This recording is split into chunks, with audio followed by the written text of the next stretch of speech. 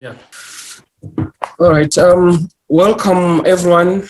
Welcome to the second session of panel 27C, which is entitled "The Politics of Expanding and Sustaining Social Protection, Continuities and Ruptures in Unsettled Times."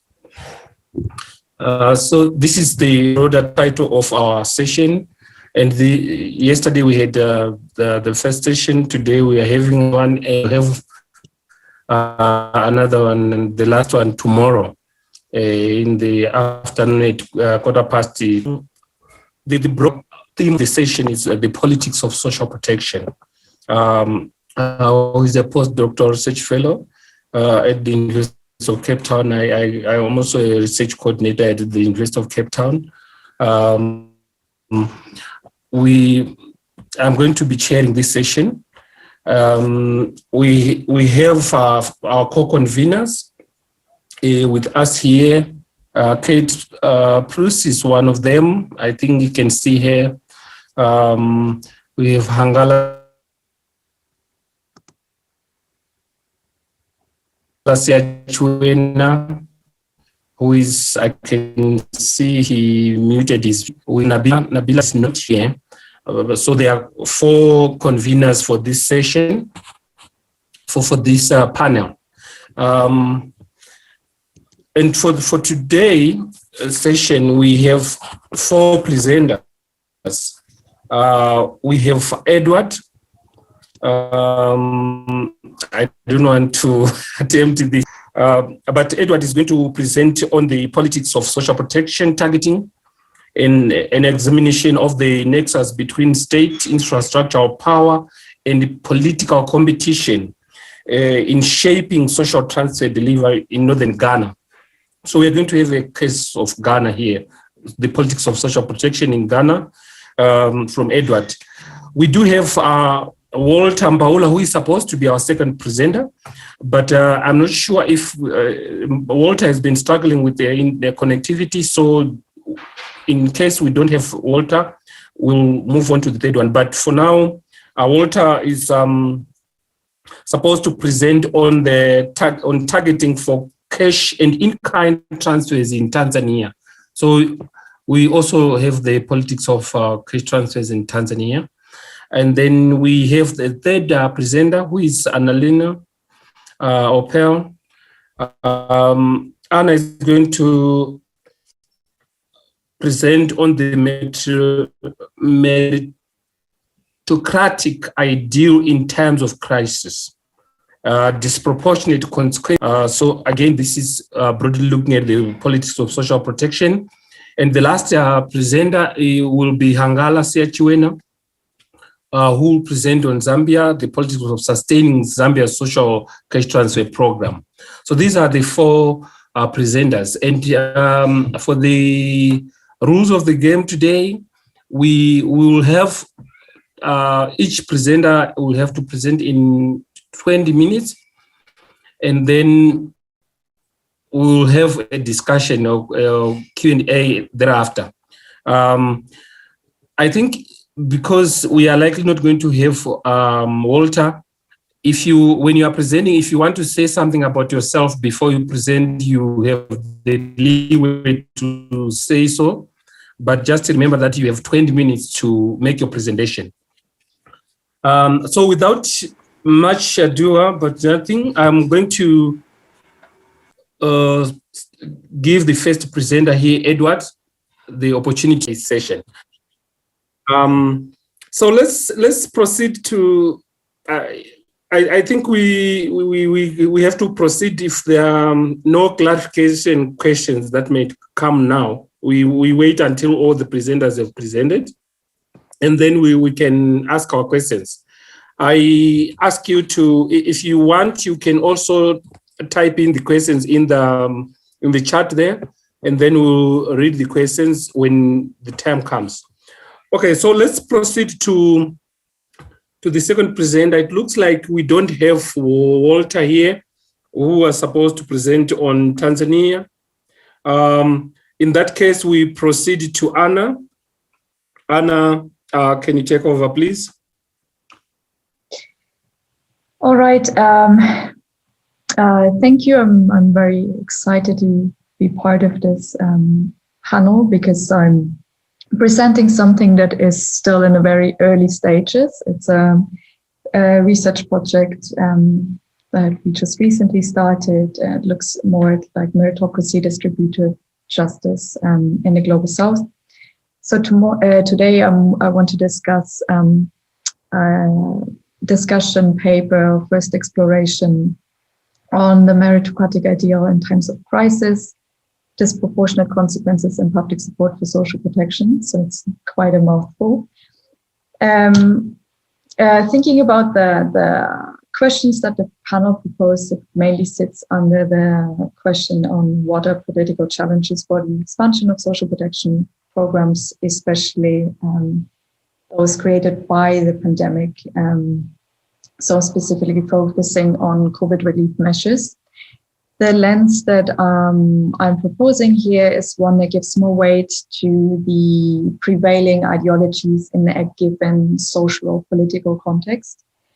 And one that I specifically look at is meritocracy, which is an ideology termed by the British sociologist Michael Young in the 1960s. So basically, it's a system where talent and effort shall be the only determinants of individual reward. So a very informal saying that is linked to this is like hard work pays off.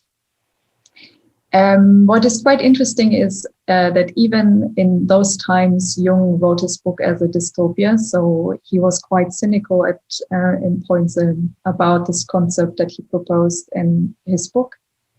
And some of the points that he raised as a critique are also picked up now in contemporary studies and empirical studies that look at how a meritocratic ideology plays out in context of inequality, and also linked to distribution or support for distribution or redistribution. So one critique is that it's generally associated with lower concerns for inequality, especially in Western societies or societies that have a strong prevalence of meritocratic ideology. And it can be simply also explained by a different sense of deservingness if you have basically if what you get out of a system, what you have put into, you feel like your position is deserved based on your own efforts, so that being poor and being rich becomes equally a deserved position, sort of. In that it also links to legitimizations of inequality because it's a hierarchy enforcing ideology, in that different rewards are differently justified by the means of individuals. And another critique is that it ignores unequal starting positions because meritocracies didn't grow based on a blank slate. They replaced former systems of aristocracy, plutocracy, and hence they started in unequal systems. It's also an ideology that links to an enforcement or promotion of equity as opposed to equality and need, which brings me to the second part that I'm addressing in the study as well, which are distributive justice principles. They are investigated or in studies on trying to understand how individuals determine or establish fairness. So I think what a very prominent picture, that's also why I put it on the slide, is when we talk about equality and equity and are the three different sized people trying to live over a fence. And the distributive justice principles are a little bit different than this conventional idea of comparing equity and equality. So in equity, it's actually proportional based on input. So if we are thinking about welfare, that's very much reflected in contribution-based social insurance, for example. So you have access via contribution, and in occasions also how much you get out is based on how much you contributed or which subscription one has. So it's more aligned, not necessarily with the picture on the lower right corner, which is the conventional idea of equity. It's basically you're given the size of the box depending on how much you put into the system. Equality is then the picture indeed on the lower left. So everyone gets the same box. It's more aligned with egalitarian values. So for example, when these three people reach a certain age, they will all get the universal pensions. They're all treated in the same manner. That's another example, for example, in the welfare state design. And the last principle is need, which is then actually the picture on the lower right. So it is a principle that gives priority to those most marginalized in a society. So we can think about poverty relief programs. But what is also relevant in the context that I look at is policy frameworks such as affirmative action that give weight to individuals that have been formerly or still are discriminated against. So coming to the context, and the second part of my title is the disproportionate consequences and also the COVID relief measures in the South African context. I think disproportionate consequences is not something that is unique to South Africa. I think when we talk to friends or colleagues and or with different countries having different experiences, we can see that that everyone has their own story and experience of the pandemic, and there are very different realities that emerge out of these times. In South Africa, there were multiple studies that looked at vulnerabilities of different population subgroups. There was also an identification of those groups, and they mainly linked to also inequalities in infrastructure. So, for example, people who have limited access to health and sanitation, obviously to adhere to these containment measures. Then also individuals who live in informal or overcrowded settings and so forth. So there are obviously different vulnerabilities depending on where one lives, and poverty plays an important factor here. And then also that the majority of poor people in South Africa are Black South Africans. Then there are also then resulting varying experiences and consequences regarding job security, job loss, to what extent one has savings to bridge those months, and so forth. So in response to these economic and health challenges, the South African government has put in place a range of relief programs. There's actually a quite detailed overview, for example, on the IMF. They have a policy tracker of these different fiscal measures, and they can be quite broad. So I think in that sense, they might also sometimes increase, restart pop-up. They might also sometimes broaden the conventional understanding of social protection that might typically prevail. So they include, for example, tax subsidies that were given to workers who are below a certain income threshold, food passes, so they would more sit in the in-kind transfer. There was a special COVID-19 grant to individuals who are otherwise not covered by other social grants or the unemployment insurance fund, topping up of existing social grants, also loan guarantee schemes by the government. And the reason why I list these support to small, medium, and micro enterprises separately is because I use them as an example in the study to talk about this different colliding ideologies in the South African context, which is the debt finance scheme, the Business Growth Resilience Fund, and the Tourism Fund. So the DFS and the Tourism Fund are basically schemes that SMMEs can apply to for financial assistance, and the BGRF is a scheme that gives supply opportunities to enterprises to cater for or to supply local goods that have a shortage due to the pandemic. So the aspect that I'm going to focus on is then who deserves, in parentheses, this assistance. There are two frameworks or policy frameworks that are important in this context. One, which is the BBBE Act, which is the Broad-Based Black Economic Empowerment Act. It's a policy framework that is, I would say, a hybrid policy. It governs like government decisions in different aspects of distributive policies and beyond. It's a policy that gives priority to marginalized groups in the South African context, so especially emphasizing race, gender, disability, and locations, so rural locations. It has various pillars, 6 in total, that address basically redressing these racial and economic inequalities. So it addresses ownership of companies, management, education, and training, and so forth. The second policy is one that has been enacted based on the announcement of the state of national disaster in March last year, which is the Disaster Relief Act.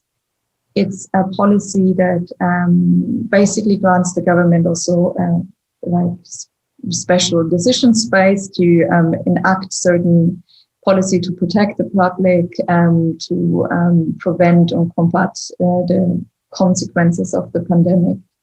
And it also gives some decision space to ministers to enact these measures, basically. So both of them matter in the implementation of the financial relief for the SMMEs, because it's a policy that has been enacted under the Disaster Relief Act. And yet it also applies the principles of affirmative action. So in terms of the tourism fund, it's very clearly defined. There, when companies apply, they can get up to 100 points. And out of these 100 points, 2 to 8 are assigned based on principles of affirmative action. So whether they are owned by a Black South African, whether they're a woman, and so forth.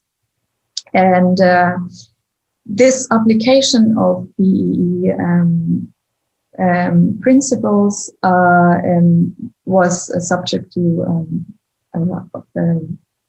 an appeal. So there were 2 court cases filed against the South African government, one by Solidarity and AfriForum, and the other one by the opposition party, the Democratic Alliance. So basically, to give a bit of context, Solidarity is one of the oldest trade unions in South Africa. It represents about 8 different industries and has, I think, around 140,000 members that it reports currently. It's on its representation, it states that it's based on a Christian foundation. It promotes free market economy and fair labor and relationships. And in the context of, like, maybe in the whole debate around race and affirmative action, it currently runs also a campaign titled, or under the hashtag Stop Race Madness, trying to, or using a former UN decision on the affirmative action to basically revise or revoke the policies that, or the BBE, which is currently in place. And AfriForum, which was also part of the first court case, is a civil rights organization that presents minority rights, particularly those of the Afrikaners, and has around 250,000 members. The Democratic Alliance is the opposition party, or the main opposition party in South Africa. It has its roots in opposing the apartheid government and apartheid regime. It currently governs the Western Cape province and 27 municipalities, and promotes the equal use of opportunities for South Africans. And well, I saw, so recently it has come a little bit under critique, so because it just appointed a new party leader. Formerly it was led by a Black South African, and now it's led by a white South African. So there was some critique on whether it might lose support from its Black votership. So the following discussion, as I said, is like based on these court cases, as well as 40 news items and opinion pieces that were published in South African online outlets in English language since between 2014 and 2020. So 2014 was the last year of the general elections. And they basically represent voices of the private sector, NGOs, the opposition party and academia. And the court ruling, I also use the court ruling documents that are published by the South African government. So I'm very happy also to share the initial discussion paper, because there's much more content in there than I can present in this presentation. But to give a brief overview, which was very interesting to see that the discourse on meritocracy in South Africa is strongly linked to ideas of state capacity or good governance. And also, which I found quite interesting, is that there was a statement by a member of the ANCs, which is ANC is the ruling party, the governing party at the moment, of the Economic Transformation Committee, who said that merit is a word that needs a unique understanding in South Africa because of its history. So it should be a fusion of academic and technical capacity, which is like the general understanding of skill, I think, in this, if you recall the equation earlier. But it also adds the ideological clarity and suitability for the current political objectives, which is the agenda of reconstruction and affirmative action. So there's a very strong interlinkage with with this political environment. And an opposing view, I think, is then there's also a way of portraying meritocracy to tackle some of the problems. So the second statement here is by the federal council chairperson of the Democratic Alliance, that says that no democracy can make economic progress without striving to become a meritocracy. And there's several voices, also by the Corruption Watch, which is a non-governmental organization, that meritocracy is basically a tool to redress corrosive state practices such as cadre deployment, corruption, clientelism, and so forth, because people should be appointed not because of their political alignment, but because of their skills and their talent to basically take a position of state leadership. So then it's, as I said, it's very closely interlinked with this political environment and also affirmative action, because this is then seen as a policy to kind of cover up some of these corrosive state practices, and that clientelism becomes an act of affirmative action and so forth. Yet there are also voices that say that these two principles or ideologies can coexist, and again, its biggest enemy is not BEE, but people in positions where they do not belong. And yet also in the context, given that there are a lot of prevailing structural inequalities, meritocracy is also seen as a myth, and big money comes not from working but from owning.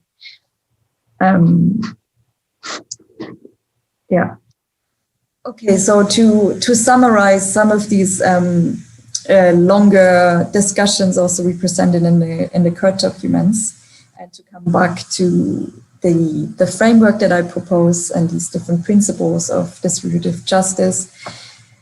So the Disaster Relief Act, at first I should say, like the court cases that were brought forth were ruled against by the government. So the application of affirmative action principles in disaster relief is not an unlawful practice, or was not seen as an unlawful practice.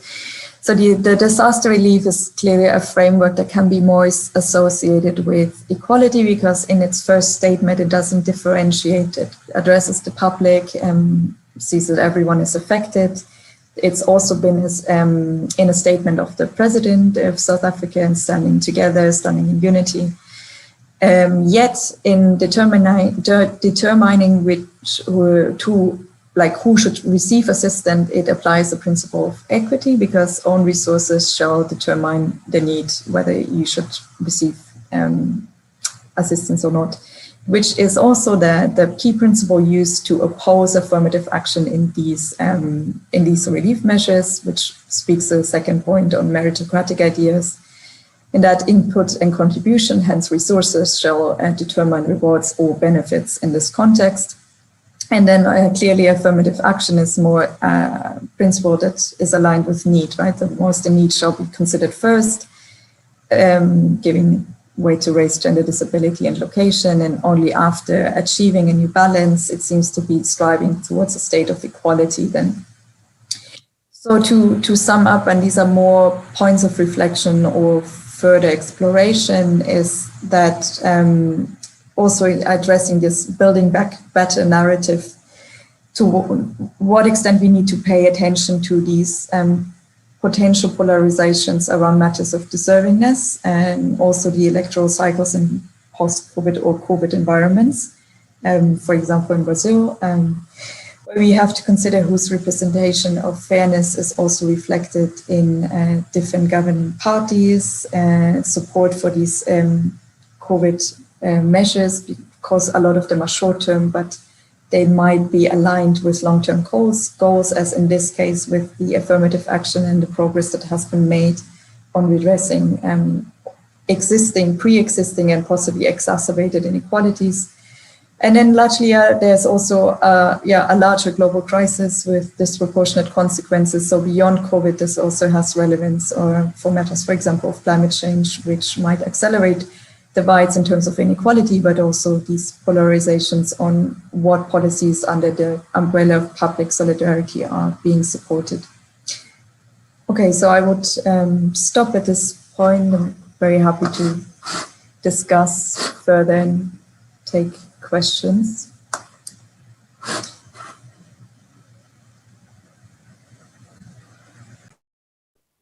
Okay, thank you very much. Quite an interesting presentation on South Africa on the ideas of meritocracy. I think it will trigger some questions, and people will discuss this. But I found this to be very useful, considering what South Africa has done. South Africa is quite unique in the way it has responded to the pandemic. But that is for people to discuss. We will move on, and thanks very much. You were on time. We will move on to the next presenter. Again, I don't see Walter Beck. Can you confirm, Kate? Yeah, he's still trying to connect, but hasn't managed yet. So let's go to Hangala. Okay. All right. So in that case, then we proceed to Hangala Sechwena, who is going to give us his case study of Zambia. Hangala? Okay, thank you very much. And let me just share my screen. All right, sorry. Yeah, there we go. So the presentation I'm going to share today is part of ongoing research. So there are quite a number of gaps to be filled. I had made a similar presentation towards the end of last year at an internal virtual workshop or seminar at University of Cape Town. So there are a couple of gaps that need to be filled in with additional fieldwork, but I'll get into that. So there are two research questions that I'm trying to interrogate here. Question one is, how and why has political support for the cash transfer program declined from the time Edgar Lungu was elected in 2015? And my second question is, what explains the government's national support for cash transfers while supporting other forms of redistribution in practice?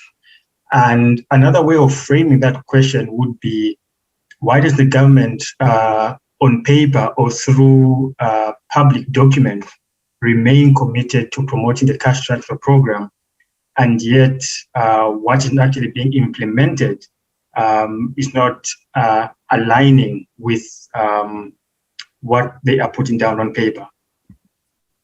Just to give a brief background of why the two questions are important, and if you attended Kate's presentation 2 days ago, quite a lot of what I'm mentioning here would have come up then.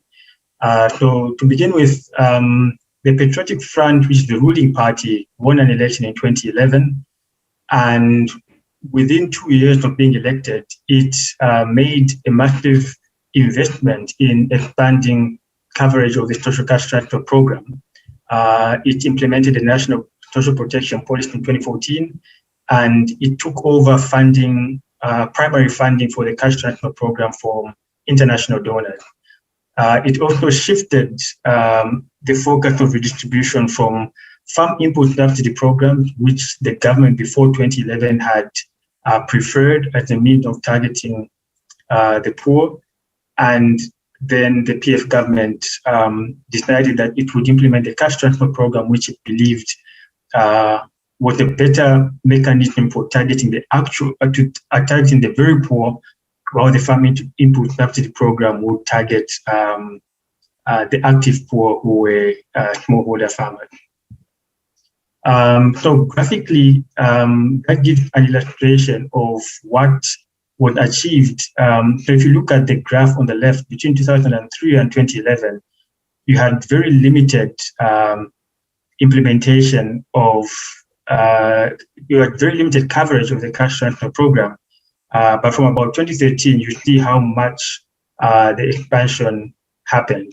And more importantly, had the MMD government remained in power, you can see the discrepancy with the blue bar in terms of how much coverage they would have achieved compared to what is actually achieved when the PF comes into power. So there's quite a bit of work explaining why the election of the Patriotic Front under President Michael Sata led to that expansion.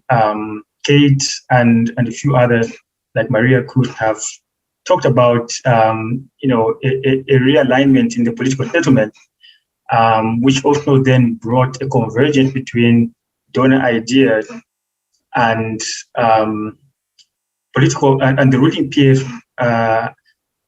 ideas around pro-poor development. So a convergence of what donors were trying to promote, and the PF appeal to a leftist pro-poor development agenda. But within the ruling PF, there were also ideas about the role of social protection in poverty reduction. Cash transfers were also important because the PF was predominantly an urban political party, and it thought that the cash transfer program would be a good way of branding itself to appeal to the rural vote in future elections. And importantly, within the PF, there was a faction that I identified, the pro-poor faction in my PhD work, that believed that implementing the cash transfer program would actually help it to achieve programmatic development that would then allow leaders from that faction to have a legitimate claim to power in a future election, particularly given that members of that faction knew that Michael Sata was in poor health and would therefore very likely not run again in a future election. So regarding my first question, how and why has support for social cash transfer declined under Lungu? I think the first thing to note is that Michael Sata died in October 2014, and there was a shift of power within the Patriotic Front to Edgar Lungu, who then came into power in January 2015 in a presidential by-election. When Lungu came into power, his government committed to continue to expand the cash transfer program, but as I show shortly, what has been achieved in terms of funding is actually falling short of the actual target. So on the left, I show a table indicating how much the ruling government had planned in terms of targeting. So this is the coverage. You can see that their target is that by the year 2021, 994,000 households would be beneficiaries of the cash transfer program. And they haven't always met those targets. even though by the end of the year 2020, they were still trying to target 700,000 households. But to the best of my knowledge, they haven't actually managed to achieve that target. And this is one of the challenges that I'm referring to in terms of what is being achieved, not matching the targets that are being set out. Another important factor relating to the question of how and why has support declined is actually in relation to funding. So every year from the time the PF came into power, they've been increasing the budgetary allocation to the cash transfer program. And if you look at the year 2019 in particular, the total budget that was allocated to the cash transfer program was a billion kwacha, of which the government pledged to fund 700 million, and international donors would then fund the shortfall or the balance, which is 300 million. But what the government actually disbursed was actually only 93 million.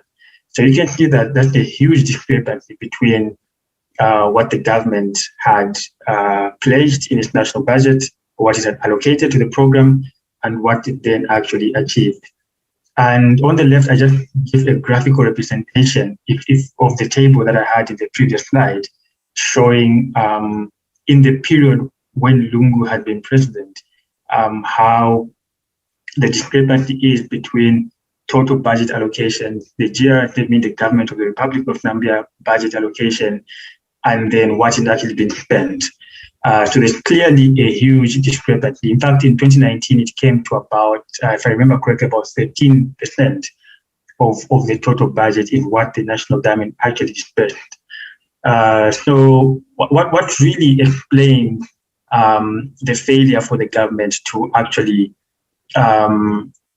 meet its commitment to fund the cash transfer program adequately?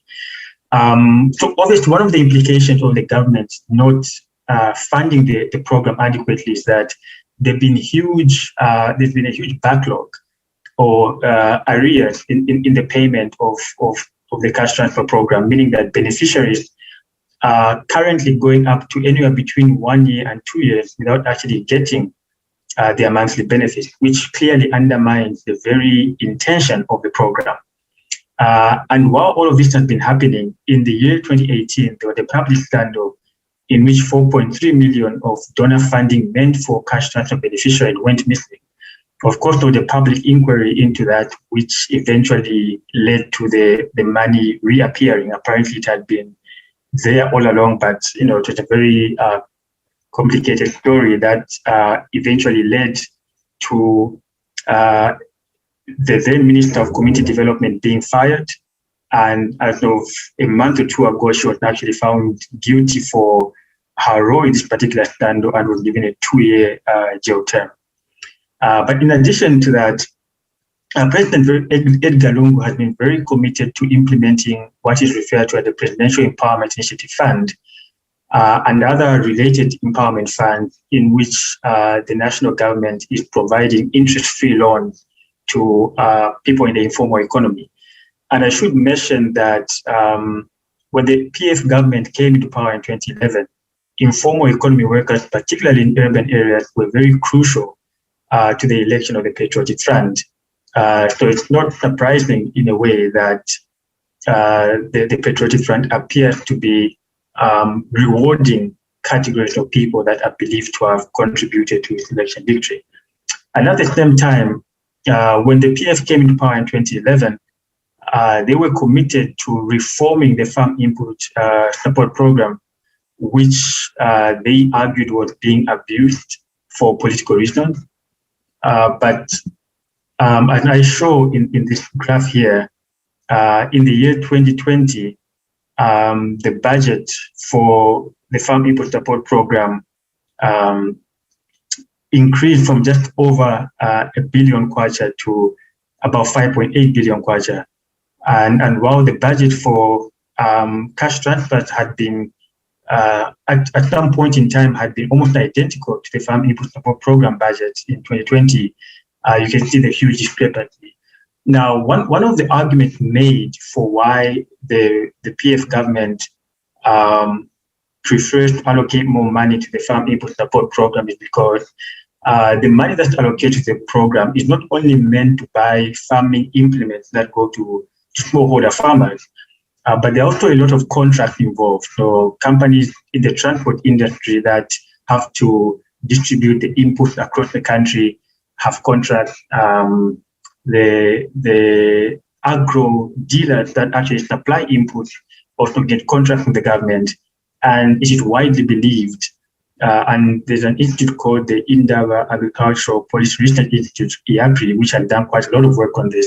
It's widely believed that the supply chain in the distribution of farming inputs is usually controlled by politically connected individuals.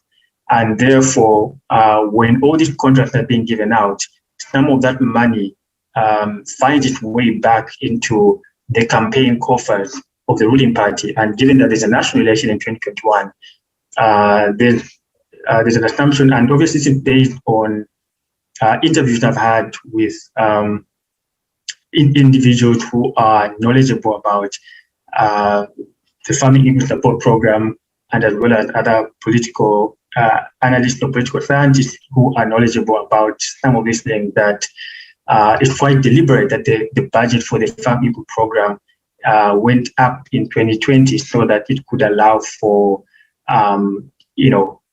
for the program to be an avenue through which funding for the ruling party can be done. So having answered that question, the second question then is, okay, so if the government is on paper in its national budget and in the national development plan, if they are saying year on year that we want to increase the number of beneficiaries, why then are they in practice not actually funding the program, and yet on paper or in policy they are committed to expanding the program? So that's the second question that I'm dealing with. So the first reason that I give is that the economic conditions over the last 5 years or so, maybe the last 10 years, have made it difficult for the government to have adequate revenue. So when I have talked to individuals who work in the Ministry of Community Development to find out why their ministry doesn't get adequate funding, one of the arguments they make is that because the country has been dealing with a debt burden, so this is obviously based on official debt figures. It is widely believed that what is officially reported is an underestimate of the truth.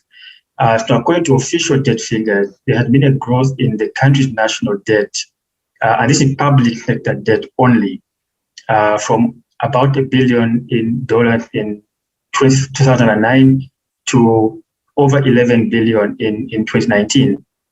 So these are the implication of the government having to make more interest payments every year. And at the same time, the country's GDP has been in decline every year, especially from about 2012 until 2019, when GDP growth was under 2%. So the decline in revenues and an increase in debt repayments mean that the government's funding priorities are primarily to debt repayments. But not only that, in the national budget, the government allocates funding according to tiers. So there are tier 1 programs, which are national, paying debt repayments and paying wages for public sector workers. Then you also have what are known as tier 2 programs, which include programs that are meant for economic development. And there you have the farm input support program and empowerment fund. Then you have tier 3, and then the cash transfer program is known as a tier 4 program, according to the budget framework in the Treasury Department of the Ministry of Finance. So the implications are that when the government had limited funding capacity, it prioritized funding for tier 1 programs and then tier 2 programs, and the cash transfer program being a tier 4 program, it doesn't receive much priority in terms of funding. But the second point that I identify in terms of why the government still had this commitment to cash transfer program, even though it's not met with the realities, that cash transfers are actually becoming a convenient way for campaigning. They are now being appropriated in a manner in which they can be used for electoral benefit instead of them just being implemented as a national program that should benefit the intended poor. So this is an example of so Emery Kabanshi, who was Minister of Community Development between 2014 and 2018, during a by-election at the local government level in February 2018, she was campaigning in her home province, and she was quoted in the media as saying, you know, President Lungu had worked. He gave you money for the poor here in Samfia, which is in Wapula province. The social cash transfer program had reached 17,000 people. And for the women, I already bought you phones for 2,000 of you, and you're already getting paid 1,000 kwacha each. Do you think anyone else will come and give you money the way President will be giving you? There will be no one. Social cash transfer will reach more people so that it covers 23,000 people. That is how much President Lungu loves you. So this is just one way in which a program that is supposed to be meant for national development is being appropriated for political reasons. Third factor that I identify of why the government is notionally committed to the cash transfer program, though that is not met by the reality, is what I refer to as the commitment to a pro-poor agenda. So before the PF got elected in 2011, in its campaign manifesto, it promised that it will adopt a comprehensive social protection policy, and obviously this was followed by a commitment to expand the cash transfer program from the national budget and limiting how much donors paid. Then 5 years later, when the PF ran again in 2016 in their manifesto, they actually, and this is a direct quote from the manifesto, they referred to how much they had achieved in 5 years, talking about how the number of beneficiaries of the cash transfer program had decreased from 42,000 in 2011 to 242,000 5 years later. And this was seen as the PF commitment to actually achieving a better future for all. And then this is in the year 2021, there's an election happening in August. The PF campaign manifesto is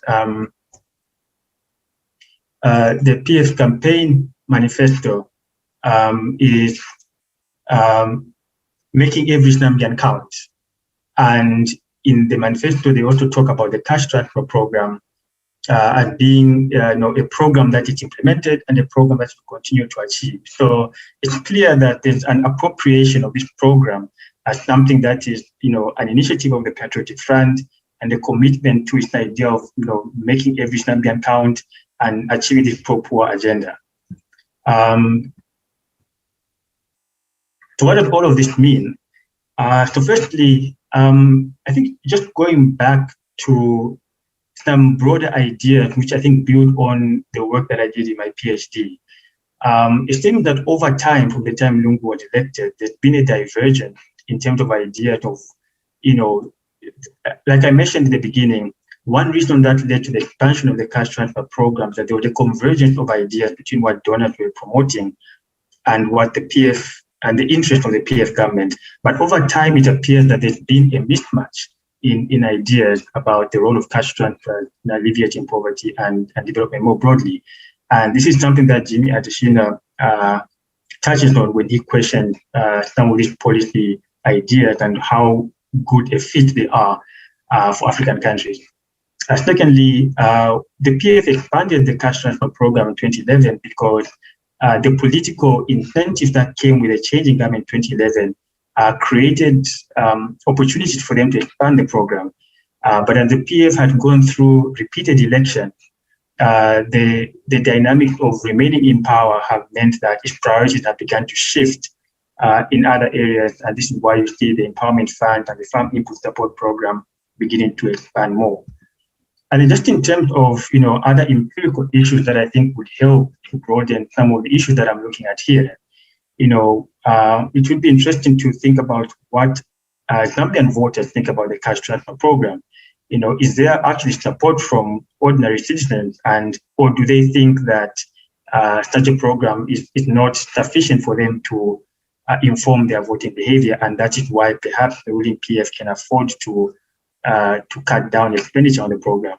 But secondly, Kalebe Nyamongo on Malawi did a survey where she surveyed what members of parliament in Malawi thought about the efficacy of cash transfer programs, and it would be interesting to see if Zambian parliamentarians have similar views. And then thirdly, this does raise questions about affordability. Does a decline in GDP and increase in debt repayment, is that a justification for saying cash transfers are not affordable? Or, as the ILO, for example, argue that, if a certain percentage of GDP, like say 1%, is spent on programs, then they are affordable. So how are political elites understanding affordability? And do they say they can't afford it because of a decline in their national revenue? So these are just some ideas of other ways that this research can be taken further. And I'll end here for now. Oh, thank you very much, Hangala, for such a presentation. I think it has renewed my my knowledge about Zambia and what happens across the border. Thank you very much. I think you have done well in trying to answer the two questions that you raised, which is great. We are done with present presenters. Kate, any new message from? No, there's no sign of Walter there. Okay. He's been trying to reconnect, but I haven't seen him. I'm trying to see if he might be able to reschedule for tomorrow afternoon. We have our final session tomorrow, so maybe we'll try and get him for that instead. Okay. All right. Okay. So we'll try and have Walter probably tomorrow. It looks like we can't have him today. So this is the full set of our presenters, and then I think we can proceed and have some questions. Like I said, you can either write your questions in the chat there and ask, and then you can also raise up your hand or unmute yourself. So let's start with the questions that are already in the chat there. I can see that Jeremy Seekings have questions. Can we start with you, Jeremy?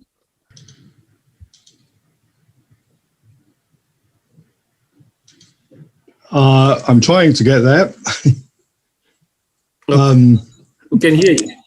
Yep, thank you very much. So I really enjoyed all of those presentations. Thank you very much.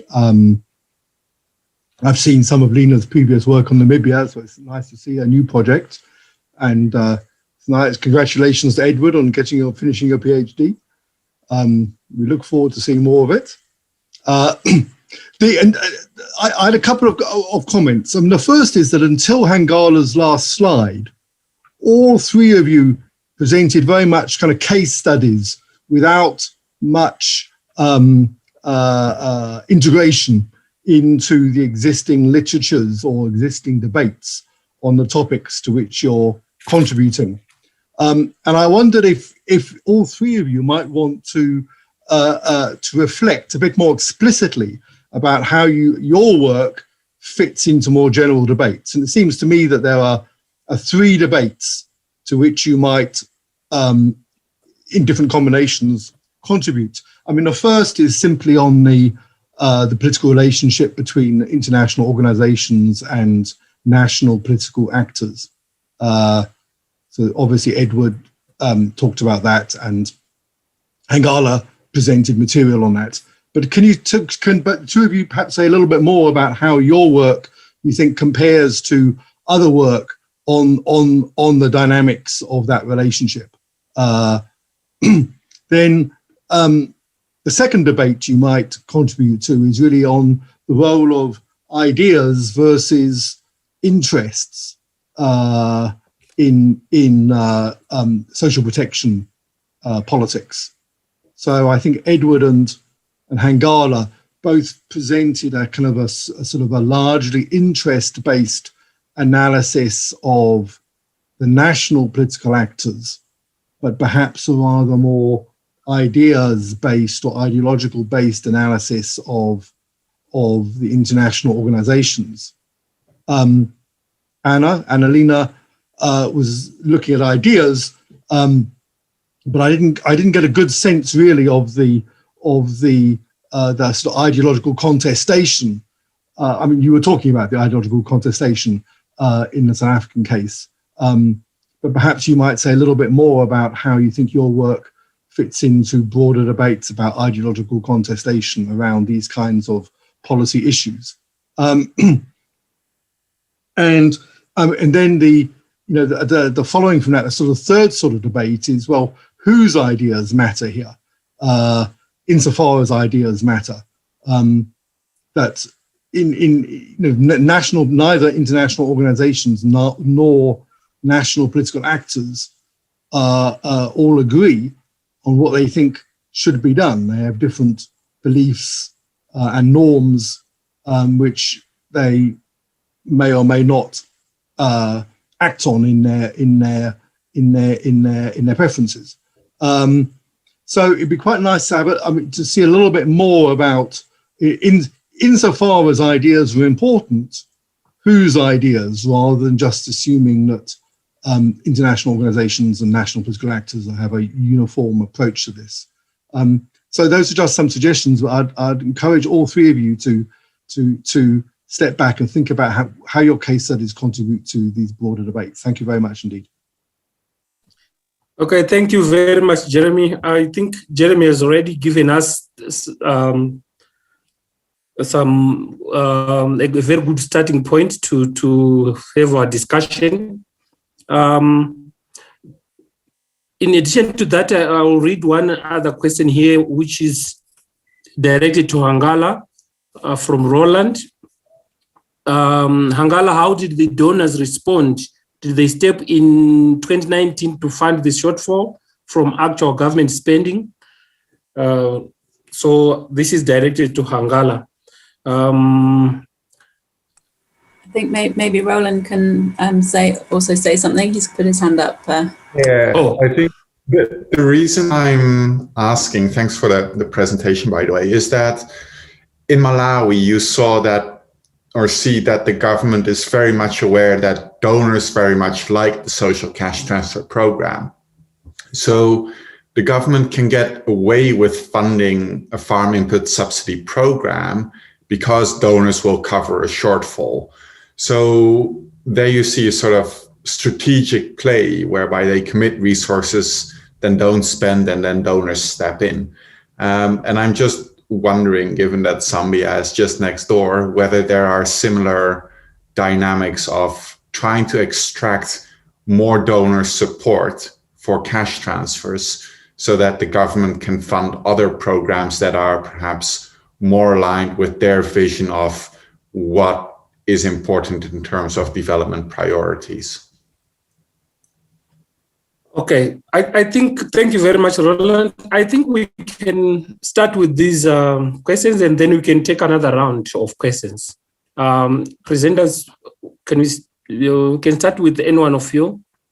The questions that are directed to Jeremy's questions were directed to all of you, Roland to Hangala.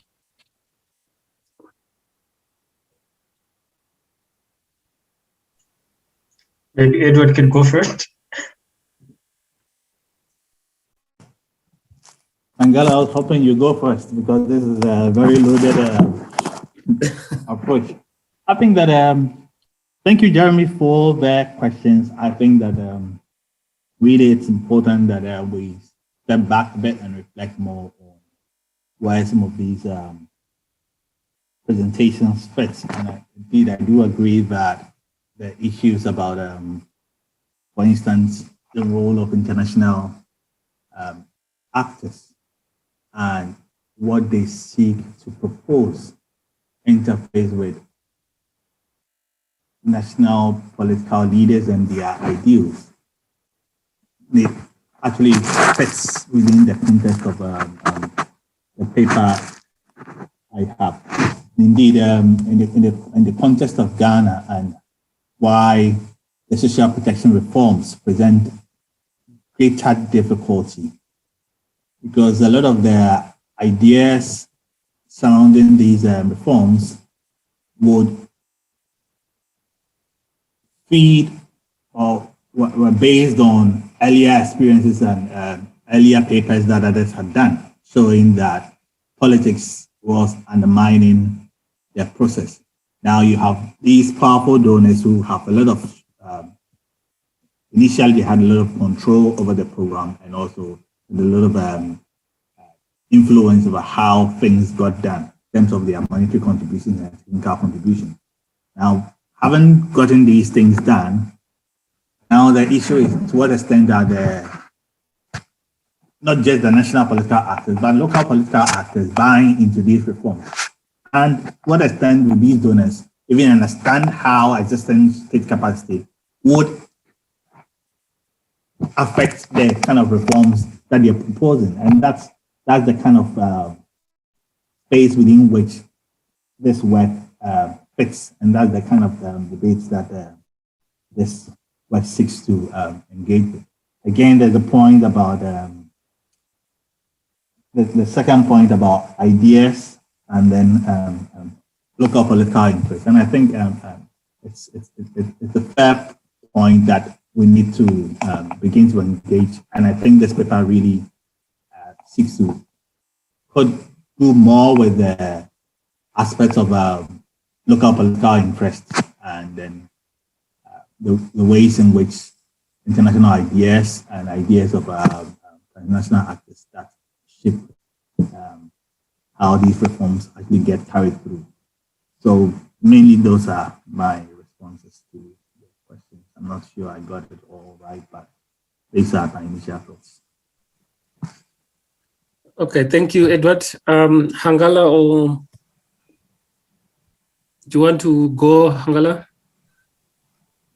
Yes, I can go.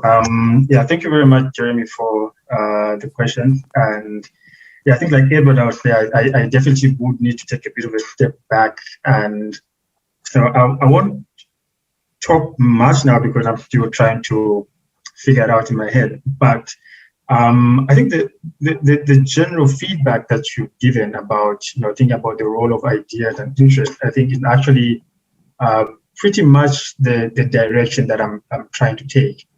I remember about 5 years ago when I started researching social protection, there were a lot of ideas around, drivers for change, talking about how to get political support for cash transfers, which would obviously come from the international donors. And there were ideas of policy diffusion, and the ideas of, from evidence to policy, the book by Davis and the other long list of authors.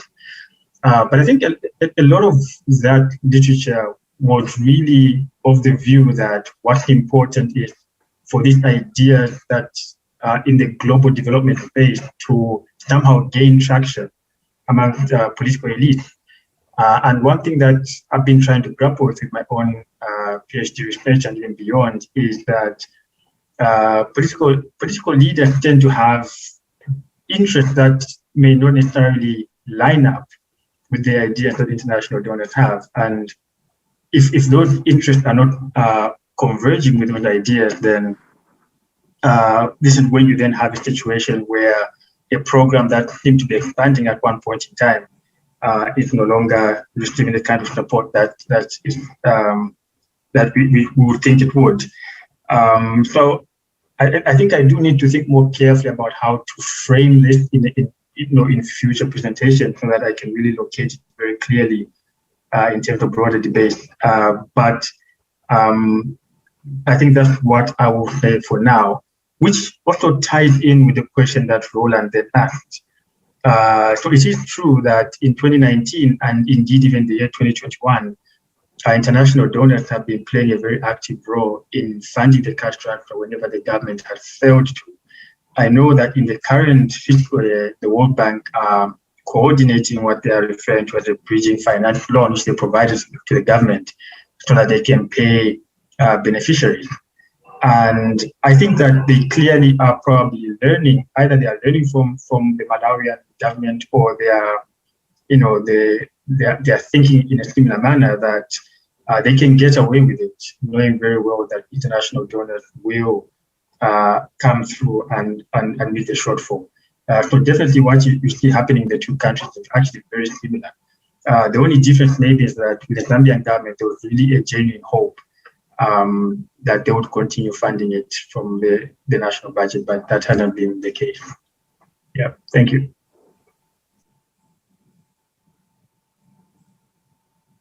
Okay, thank you very much, Hangala. Anna, do you want to respond to Jeremy's question? Yeah, I think there's one aspect I think that I cannot really speak to, which is the political relationships between international actors and local agencies, because I haven't really explored that. The other point that Jeremy mentioned was the ideas versus interests and whose interests. I'm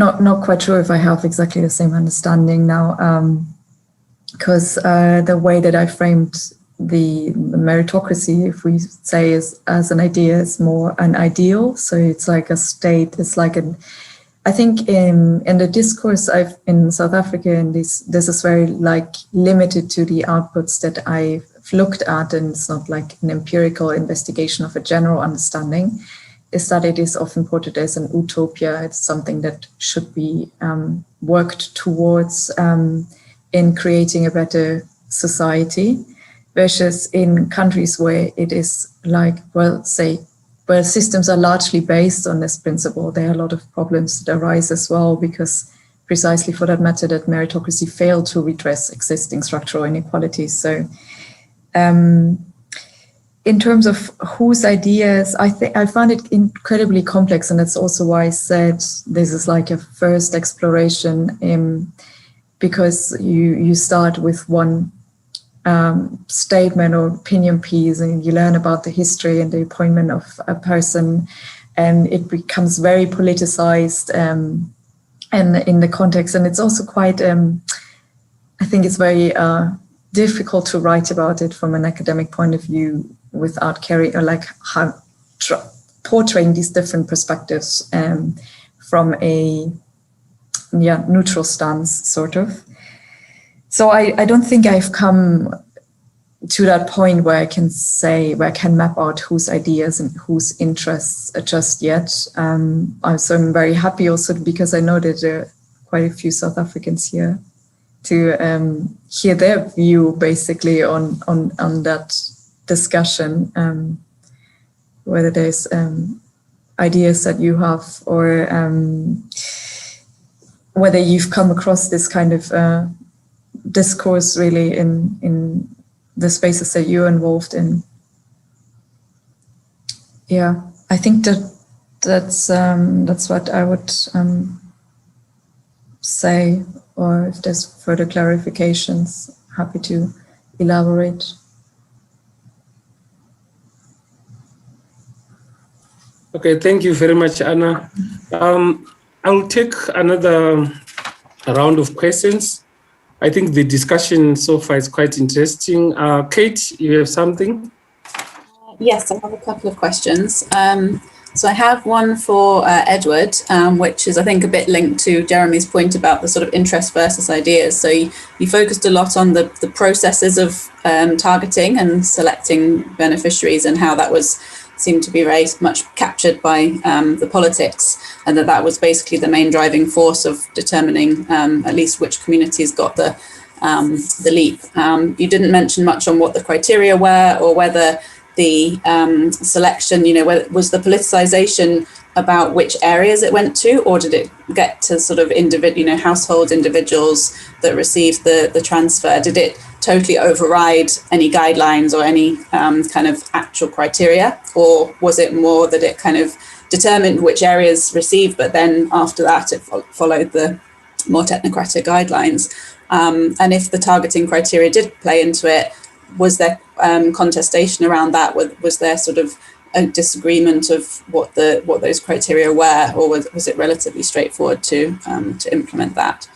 And then my other question or maybe comment is for Hangala, and you did touch on it on your last slide when you were talking about looking at, well, what does this, if cash transfers are being used for election campaigning, for example, how important are they really? Are they actually an important tool? Because it sort of seems that however much PF talk about the great things they've done with cash transfers, if they're not actually releasing the money and if people are actually not receiving it, then it seems that would count against them, or that that it wouldn't be very convincing to say we're doing this program if it's not actually reaching people on the ground. So I was thinking about how the targeting kind of debate or clash that I've been looking at, which happened in with the 2014 model, where there was disagreement about the deservingness of households with labour capacity getting the cash transfer, even though they were eligible,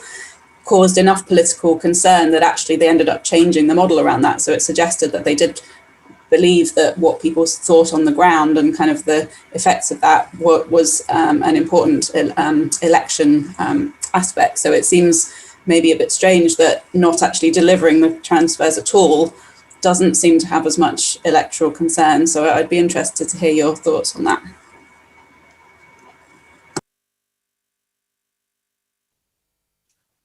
Okay, thanks very much, Kate. I will also, I can see that we're supposed to finish at 1:45. So yeah, we can have one round of questions, and then the presenters can respond.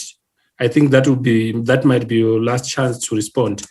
Let me also take the advantage of being the chair and ask a few questions, which are of course linked to what others have already noted.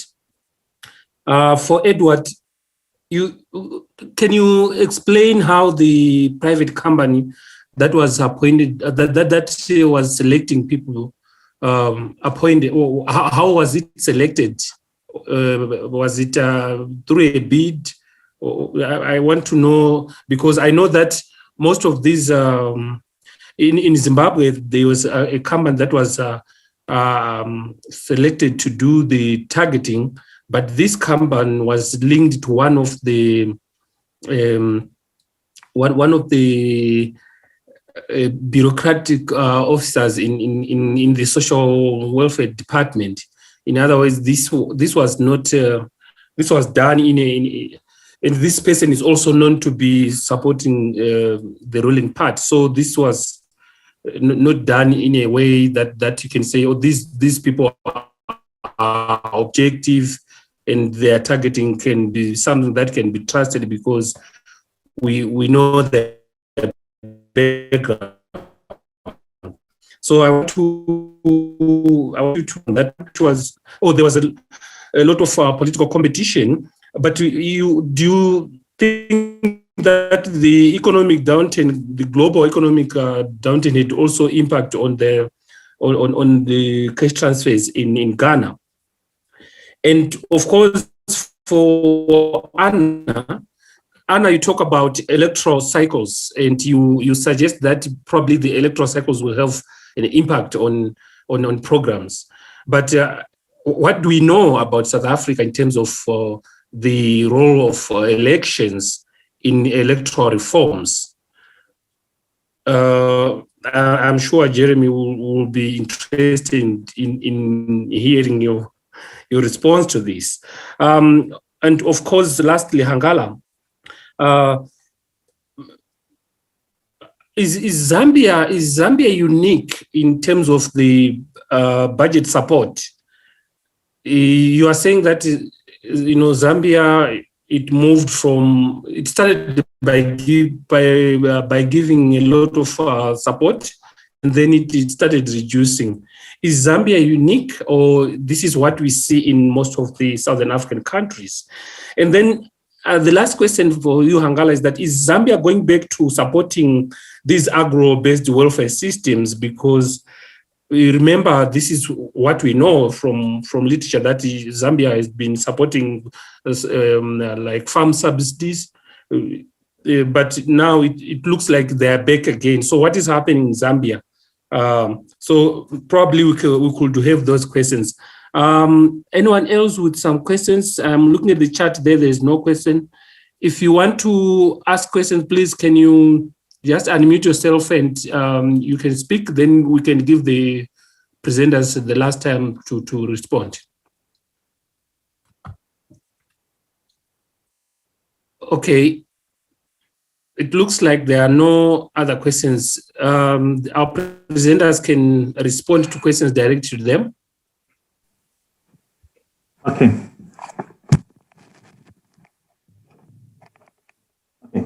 So I start with Angela's last set of questions, and I move up to Kate's questions. And then I think that in terms of the response to expansion of social protection, even in the context of the global downturn, I would say that so far the state hasn't made any negative move.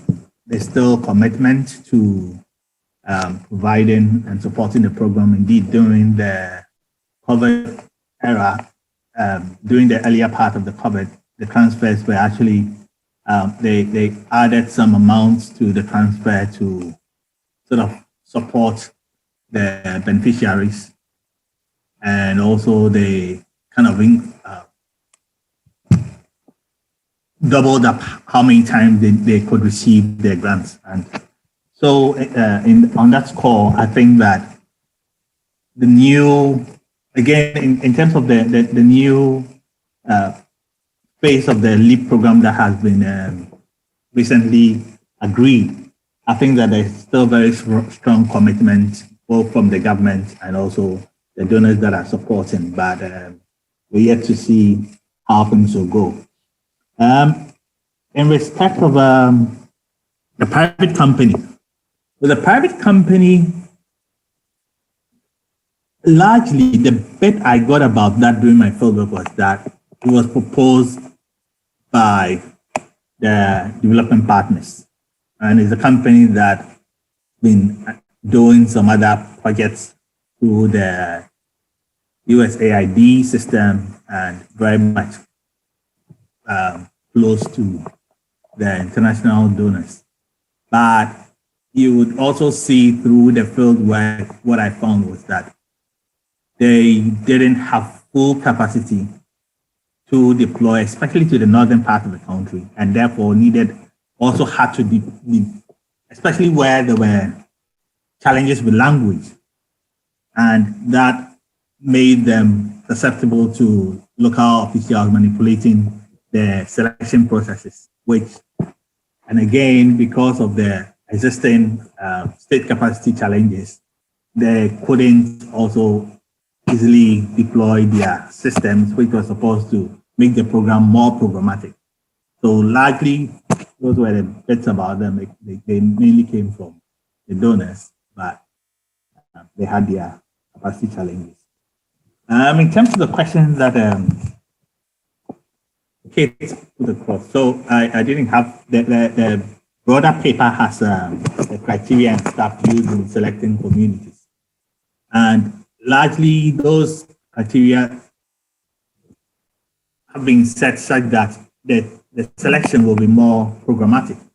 But what has happened is that because they have been up for political manipulation, the reform sought to move the entire process away from the local officials making the decision to the national officials. Now, even though the Ghana Statistical Service had been empowered to do the selection so that local officials would only confirm, what was happening is that because the local officials still had a role to play in the confirmation process, they would go back and say that those communities do not fit their community situation. They will say that they cannot reach those communities. They will say that those communities had all kinds of challenges. And even sometimes they'll say it would upset the balance and the balance, the traditional balance in those societies. And therefore, those communities needed to be changed. And a lot of the time, they use their connections with local politicians, with national level politicians to do the changes. And so somehow, they maybe I wouldn't say they entirely agreed with the process of the criteria, because for them, the ultimate was how did it, and especially in a competitive district, how did it enable them to meet their political interests? And this was the kind of situation that happened a lot in the competitive district. At the household level, that was where I felt there was a lot of contestation about the criteria, where, for instance, the definition was that a household, they would go to a household and then select the household and then give the grant to the household. But in the competitive district of Sisala East, for instance, because of what was at stake, they redefined household to as not just the entire people who lived in that place, but as individuals. So in most cases in that district, you would see oversampling, where within one house, you would have individual beneficiaries, rather than where you would have, let's say, one house where the entire place will be given, let's say, the grant goes to the house, and then depending on the number of people in the house, the amounts increase. In this case, everybody in that house was targeted separately, and that made the amount that goes into those individual houses higher than what happened in areas where the rules were followed.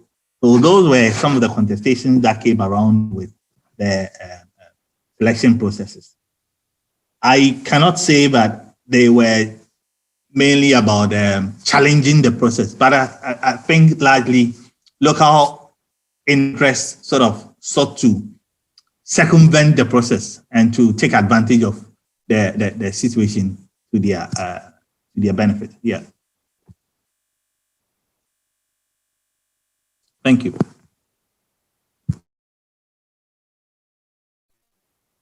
Okay, thank you. I think our presenters, can you just take 2 minutes, because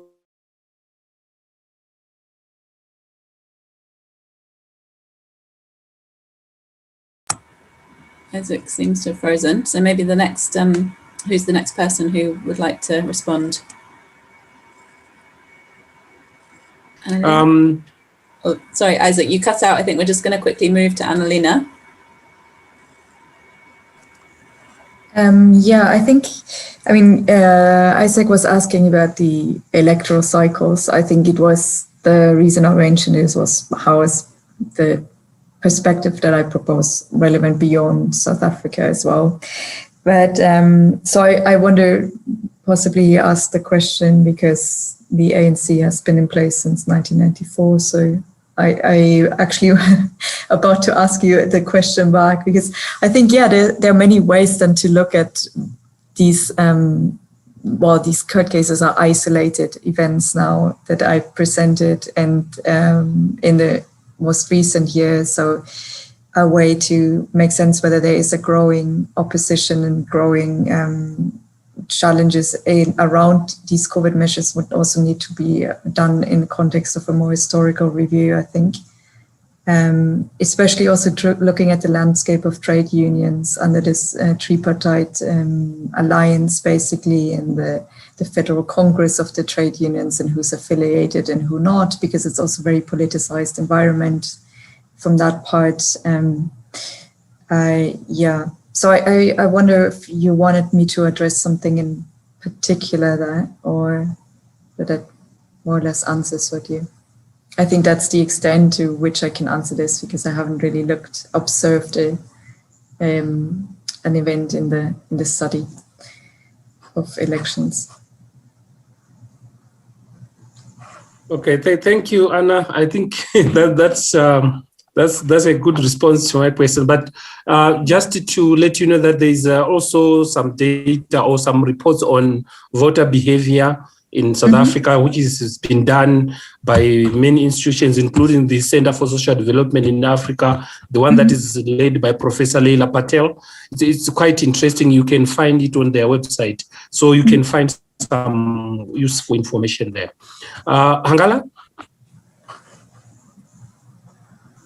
Yeah, thank you very much. For the question Kate had, let me just quickly comment on that targeting debate in 2014. I think it's important to note that the PF of 2014 and the PF of 2021 are quite different. Obviously, you had people like the guy Scott at the time who were, and obviously the wife were still very well connected to UNICEF and to related agents. So I think what has two things I think have changed between then and now. One is that the PF leadership has changed quite a lot, and that has affected relationships between technocrats in the Ministry of Community Development and the political leadership, and the relationship between the political leadership and international donors. And the second related point is that, from 2014, there have been two elections, and the PF won both, but primarily dependent on the urban vote and the rural ethnic vote, so that is among the Bemba and the Nyanja primarily. And I think that has had an implication in terms of, officials in the ruling party begin to determine that they probably won't do very well in other parts of the country where ethnic voting is not a key factor, which then reduces the incentive for them to implement a program targeting the poor in all parts of the country, when they can just kind of concentrate their support to regions where they know they will do well. And this kind of ties in quickly with a point that Jeremy asked to say whose ideas really matter in as far as ideas matter. And I think at the end of the day, it's a question of, who gets to determine where resources should go to or not go to. I mean, who gets to determine whether you fund the cash transfer program or empowerment fund. And I think obviously the president is a very key individual in this regard. So the idea of individuals like that, the Minister of Finance, become very important in this decision. And then Isaac's question, you had two questions. My response to your first question is actually that I do not know. You said it's not unique in terms of budget support. Is it unique in terms of a country that was predominantly donor funded, then moved to being primarily government funded, and now it's going back to donor funding? I'm not sure if this pattern is true for any other African country, and I'll have to look carefully at countries maybe like Kenya, which I know have been increasing government funding. I'll have to look maybe at Ghana. So I'll have to look more to be able to answer your question confidently. But your final question of, is the country going back to agro-based welfare system? I think the answer is yes, they are. I think even though they try to shift to more programmatic forms of redistribution, I think it's clear that they failed to move away from agro-based welfare system. The only question is, what are the motivations for going back? Is it because they find that's a better program to actually address poverty, or because of the opportunities, the contracts that are there, and how kickbacks come back to the political leaders? I think it's more of the latter than the former. Yeah, thank you. Okay, thank you very much to our presenters. I think we are over time, but I'm happy to take the last comments from our presenters, if you have any.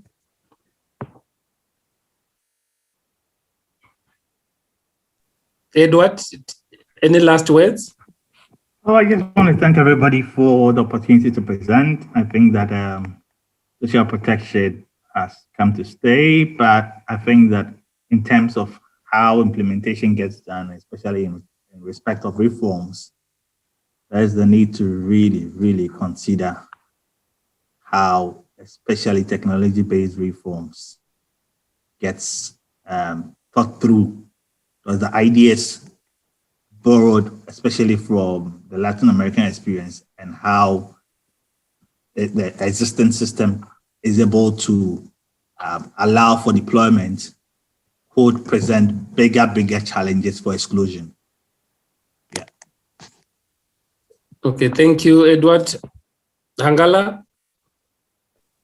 Yeah, thank you very much for all the feedback and comments. And yeah, I think for me, the main takeaway is to think more carefully about how my case study fits into broader debate about social protection, ideas, interests, and even issues around funding and affordability. Yeah, thank you. Okay. Anna? Yeah, thank you. It was a very interesting way for me also to see different studies. I've worked on social protection before, but not necessarily on politics. So it was very interesting to also follow the other presentations. Yeah, have some food for further thought on the topic. So that's appreciated. Yeah, thank you very much. Okay, thank you very much to all our presenters, and thank you very much to all our attendees. Kate, do you have anything to say to the panel? Just to thank everybody for your participation, and yeah, also for the questions that came and the discussion afterwards, after the presentations. And just to say, we've got the final session in this panel is tomorrow afternoon, starting at 2:15 UK time. So it'd be great to see some or all of you there. Okay, thank you very much. I think this marks the end of our session. Thank you very much. We meet again tomorrow. You are all invited. Thank you.